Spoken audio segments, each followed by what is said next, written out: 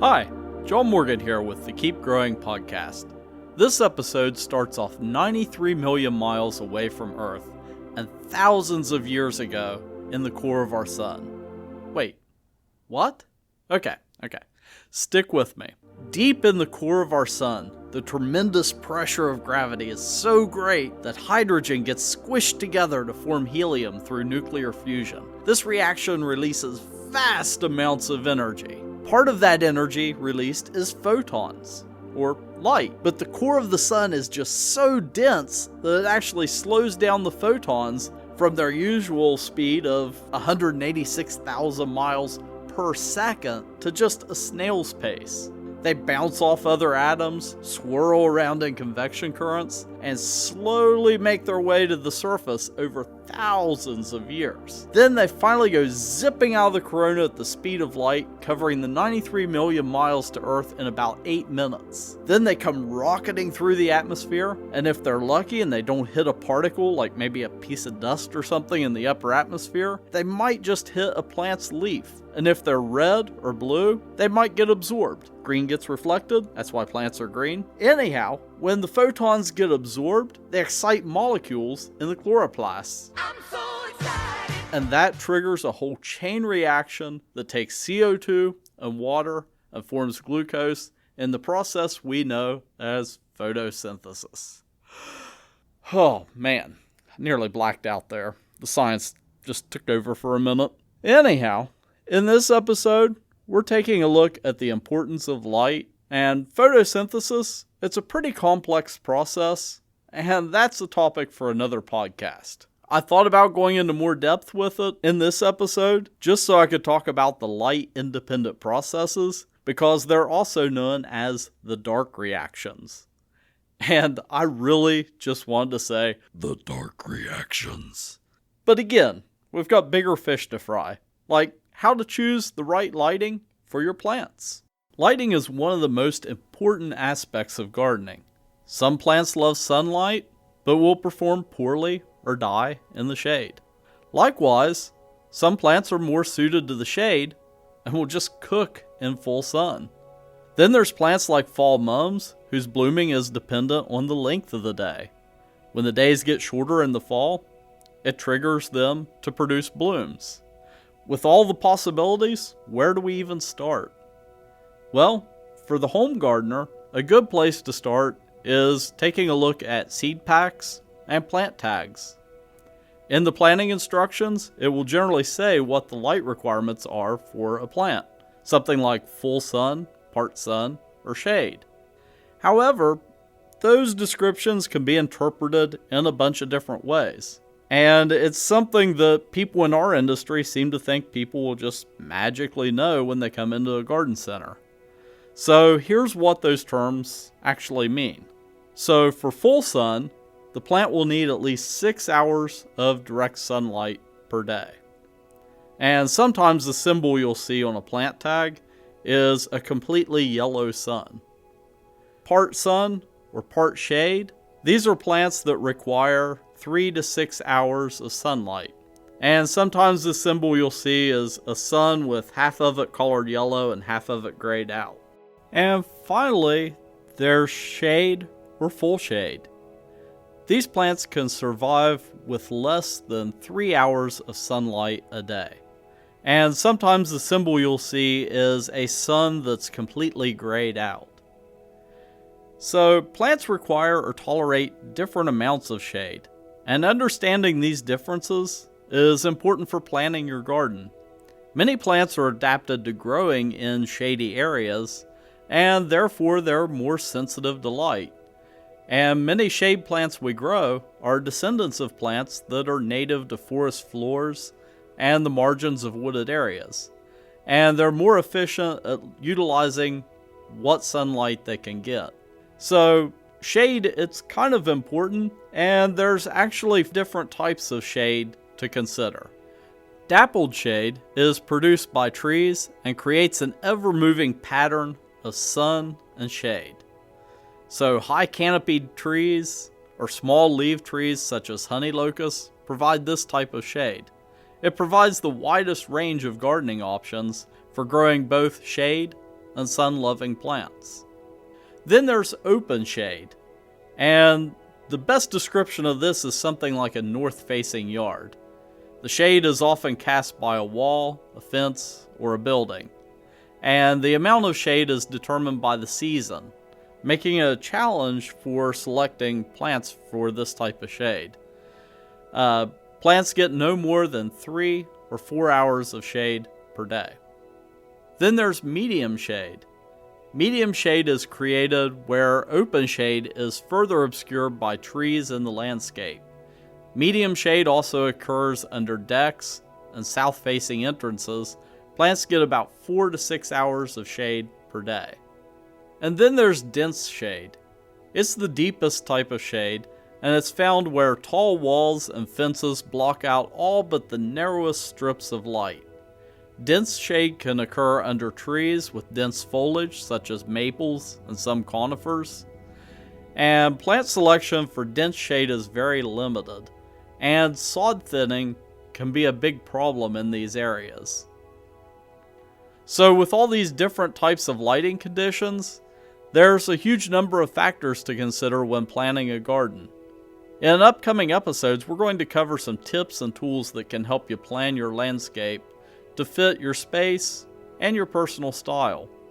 However, the light needs of prospective plants is one of the most important considerations that you need to make. Now that we've talked about sunlight and shade, what about areas where the sun don't shine? Whoa. Get your head out of the gutter. I'm talking about growing plants indoors. This is where artificial lighting comes in. Would you be surprised that using grow lights dates all the way back to the 1880s? I was when I was researching this episode. Back in 1880, C.W. Siemens conducted an economic analysis on using electric lighting for commercial plant production. 140 years later, and futuristic LEDs are taking over the horticulture industry because of their ability to produce the exact wavelengths of light that plants need and their insane energy efficiency. I recently reached out to Kim Kendall at Sunblaster in Langley, British Columbia, Canada, to see how the plant light industry is evolving and also discuss how you can use plant lights at home to take your gardening game to the next level. Let's take a listen. Alright, so I'm here today with Kim Kendall from Sunblaster, and they make grow lights for indoor growing and all the way up through larger greenhouse operations.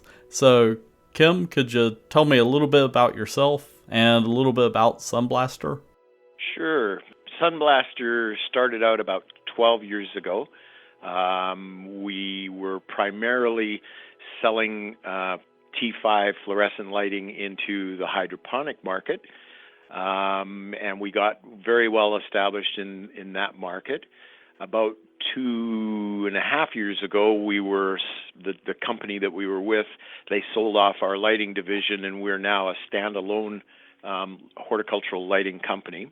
And we've expanded into compact fluorescent grow bulbs, and we've gone big into LED light strips. And then we also have a kind of a matching plastics program where we sell trays and domes, all the way from a home gardener series up to commercial use. So it's been an interesting evolution and a kind of a neat progression here. Myself, I'm a third generation greenhouse brat. So my grandfather had greenhouses, mom had greenhouses, and I was kind of slave labor in both those operations, and I swore I'd never have a greenhouse. And lo and behold, I opened up a greenhouse garden center, and now my son, my oldest boy, has taken over from that. Dad thought he could semi-retire, and Sunblaster came waving their finger at me, and they said, "We need you. You've got a horticultural background. We need a tester. We need an experimenter." So besides answering the phone and managing the warehouse, I have in the office behind me, I have a large grow room where we have tons of racks and shelving, and we're testing our lights and our products and our competitors' products, and we're trying to recreate the successes that we know the customers are going to have with our products, and we try to create some of the disasters and sort of the negative things that might happen especially for the new folks. We take that information, we translate it into customer service manuals and write-ups so that folks answering the phone or our salespeople can come up with the proper answer. We have commercial CEA, controlled environment agriculture operations that we deal with on a daily basis. I just got off the phone with a company in Iowa who was having a little problem with his lettuce, and it turned out it was blaming the lights, and it was a classic calcium deficiency. As soon as I saw his pictures, it was like, hello, your calcium's not quite right. So in a day's journey, I do all kinds of interesting things. Our lights are in everything from a kitchen counter to a large warehouse with thousands of our lights and millions of plants. And then I get to talk to the good folks at Bob's Market, so it's fun. Yeah, so you mentioned kind of the wide range of growing. What are some of the different types of lighting available for growing indoors? Well, mainly what we have. You can grow to some not bad degree under an incandescent 100-watt bulb, or you could grow under a traditional fluorescent light fixture. Any light getting down to the soil level is a good thing. So when I say T5, that's a very small, compact, high output fluorescent. And what we try to do with that, it has a 6400K rating. That's a Kelvin rating, and it's just a scientific term that describes the spectrum that we're trying to match, and that's the spectrum of a noonday sun without harmful UVA rays and without harmful infrared rays. So if you stuck and I'm going to sound all scientific here, a spectroradiometer outside at noon, and it'll graph out a really cool looking spectrum. And then if you put it underneath our lights, we almost mimic it perfectly. So we're doing that with our T5s. We've brought along the compact fluorescents, and the best way to describe those, it looks like a standard light bulb. It's got a standard socket on the bottom, but on the top, on the bulb part, it's a twisted fluorescent that kind of looks like an ice cream cone, a soft ice cream cone. It's got that kind of twisted shape. And people are using those for spotlighting. They're using them for hanging over, a single tray or single plant. And they go from a low of a 13 watt all the way up to a high of a 200 watt. And the 200 watt, you pretty much have to wear heavy duty sunglasses because those things are so bright. So after we got those successfully installed into the market, now there's the big technology rush, I guess you'd call it, of LEDs. And we stayed true to what's worked very, very well for us with the 6400K. And we actually sourced our chips that make up our LED lights are from a company in Japan called Nochia. And we pay a premium because they're the best chips in the world, but we get a really superior product and a perfect 6400K light spectrum out of those chips. And what we're finding now with the LEDs versus our T5s, the T5 being a fluorescent, all fluorescents are not that great on energy efficiency. So our T5s are in the 70 to 72% efficiency use of power. Our LEDs are in the 99% range, extremely efficient with the use of power, and you're getting the same light for a lot less power cost, I guess would be the best way to describe it. And our T5s are rated 10,000 hours. If you've got folks going into any of the Bob's marketplaces, they'll see the bulbs and it'll say 10,000 hour rating. What that basically means is the spectrum that light emits will be perfect for 10,000 hours, and then after 10,000 hours, the bulb starts to wear down a bit. It'll still shine really good, but the spectrum coming out starts to degrade 1 or 2% after that each year. LEDs, again, an advantage. They're 50,000 hours before that starts to happen. So you do have a little more cost with the LEDs, but they are cheaper to run. So we gear our lighting and our systems to as simple or as complex as a growing operation requires. In the case of the home gardener, our T5s and our compact fluorescents, we have millions of units throughout North America right now, and they do really, really, really good for that kind of grower. And then we have several million more out all the way up into the commercial units, and they do really well. So we kind of cover all markets with the products. In our last podcast episode, we talked about seed and starting seed indoors, and using a grow light is an important part of that, especially in the early springtime. What suggestions would you have for people starting seeds indoors?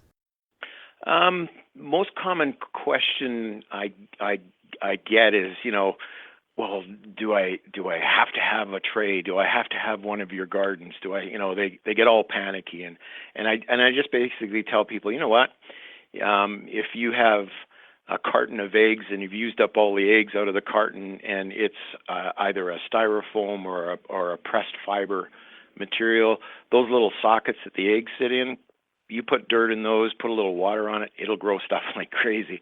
I've shown people in talks and classes that we do, I've got yogurt containers and sour cream containers and, all kinds of different things that I've actually started plants in and grown plants. So it's as simple or as complex as you choose to make it. We've kind of gone a little step easier for folks, and we have our little mini greenhouse kits. And what that is a standard 10-inch by 20-inch nursery tray. It's got a 7-inch high nanodome over it, so a clear plastic dome. And then it has some weird grooves in the top that allow our T5 combo light to actually sit on top of the dome and put the light into where the plants need to start. So you can start that way. A lot of times I get asked, people will say, well, the soil's kind of staying wet and it's kind of cold. Seeds kind of like a little bit of heat from the bottom.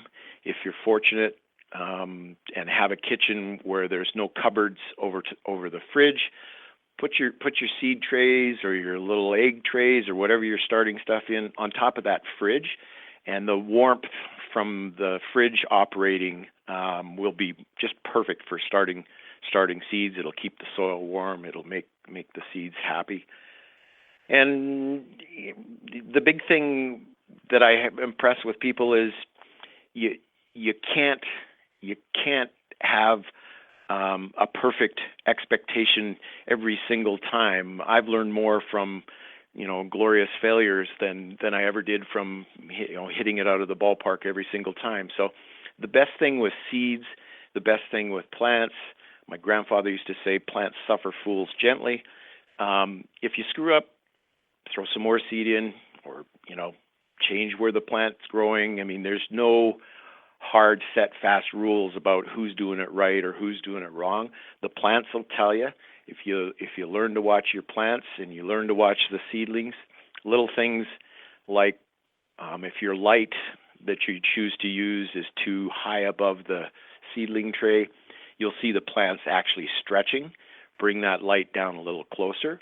and the plants will stay a little more basal, and they kind of stretch sideways instead.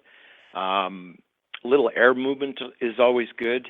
If it's a little too moist, a little too damp, you run the risk of little problem called damp off, and your little seedlings come up, and then they get kind of a little fuzzy connection at the soil level, and they fall over. And that's just basically lack of air circulation. So if you put it somewhere where it gets a little air movement, or throw a little fan close to it, that helps. And then most people overwater too much, so they put their seeds in whatever container, and they soak the daylights out of the soil. And if the seeds start coming up, they get all excited and soak it some more and soak it some more, and all of a sudden I get a phone call, "Hey, my seeds are all looking terrible." And most times it's just they've watered them too much and they've drowned them. You've killed them with kindness, basically. So we always recommend, if you go to the nursery, grab one of their little mister bottles, and just mist stuff gently. And that's more than enough moisture for a tiny, tiny seedling. When we have our domes over top of a tray, we'll wet the soil and make sure the soil is moderately moist, I guess would be the best description. And then we'll plant our seeds in, put the tray on, and we'll wait for it gets all kind of misty and sweaty inside the dome. And then subsequent waterings don't really happen. We just lift the dome a little bit and squirt it with the mister, and usually that's good for a couple days. So stuff works in that little sweaty, condensed environment really, really nicely, and you don't overwater, and your seeds get a nice start, and the humidity is good for the tender plants, and away you go. It's just that simple.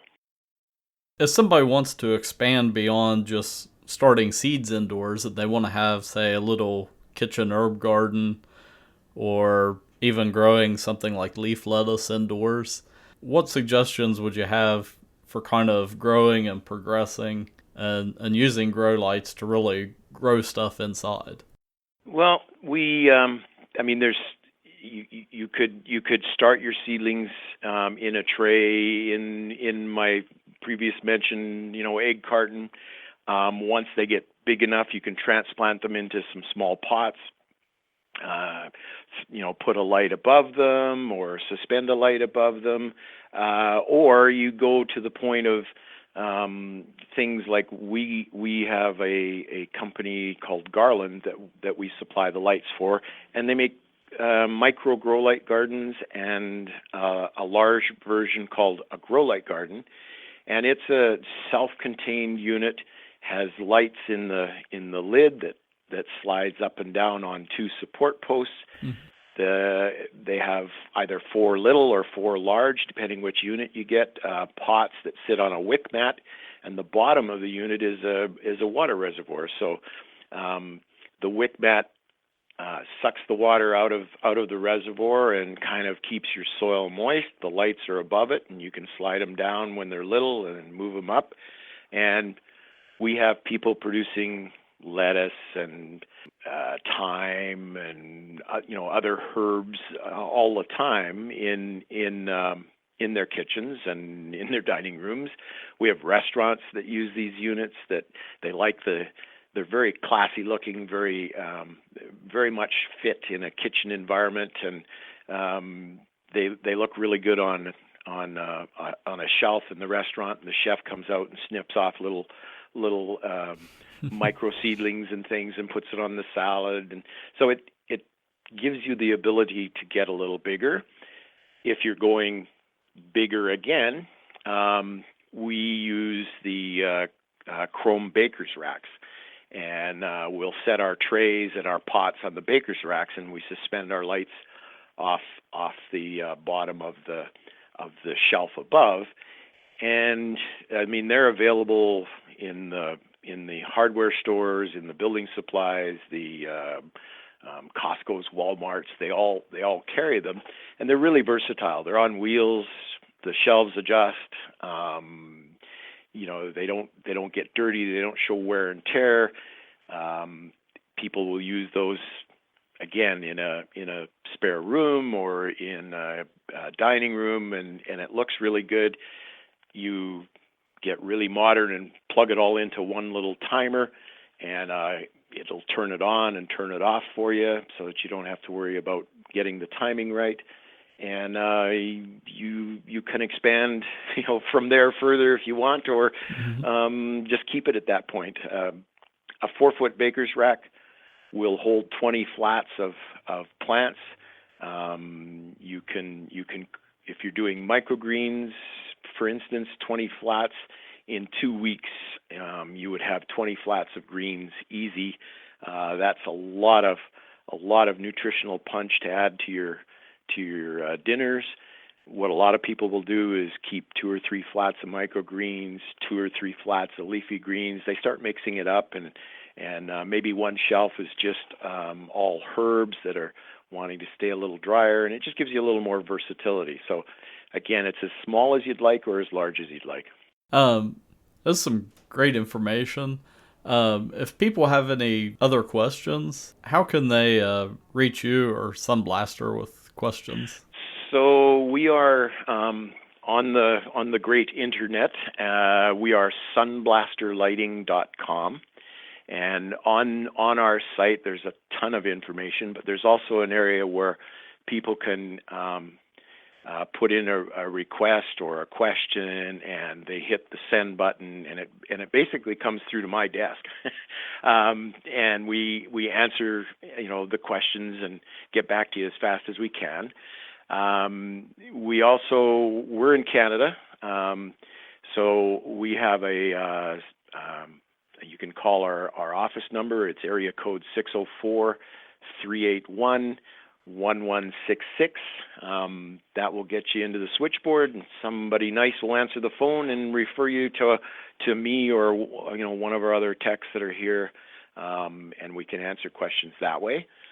We have distributors carrying our product throughout the United States and Canada. So our distributors, if they happen to be a commercial customer, the distributors can answer questions. I know the folks at Bob's Market carry our product, and they can answer questions on the units as well. We kind of work on the basis that there's no such thing as a foolish question. They're all important. We like answering them. We like setting people's mind at ease. And we also like encouraging people to grow stuff, because we need to grow more of our own food. So we totally encourage getting the calls. And we enjoy it because we learn about, what people are doing and where. And, I talk to people every day from South Carolina and Florida and California and all across Canada, and so it's really cool, and I get a good sense of what our equipment's doing and where, and so I would totally encourage, if you've got a question, please don't stew about it. Please get in touch with us. We will answer you as fast as we can. Again, I want to thank Kim for sharing this great information. After we had wrapped up the interview, we were talking about how light has an effect on us too. Personally, I suffer from seasonal affective disorder, and during the darkest part of the winter, I can start to get pretty depressed. However, I'm lucky that I work at a place where it's warm and sunny every single day of the year. All that I need to do is just step into one of our greenhouses. Let's end this episode with this week's gardening wisdom. It comes from the poet Alfred Austin. He writes, "The glory of gardening, hands in the dirt, head in the sun, heart with nature. To nurture a garden is to feed not just the body, but the soul."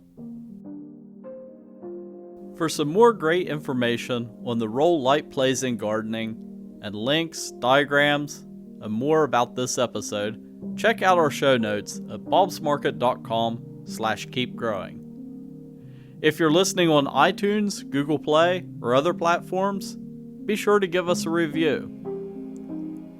You can also learn more about Bob's through Facebook, Twitter, Instagram, and more. Check out Bob's Live, our weekly live broadcast on Facebook, where we explore what's happening in the greenhouse, my garden, or where we do gardening demonstrations. If you want to contact me directly with questions, comments, or smart remarks, shoot me an email at keepgrowing@bubsmarket.com. Until next time, keep growing.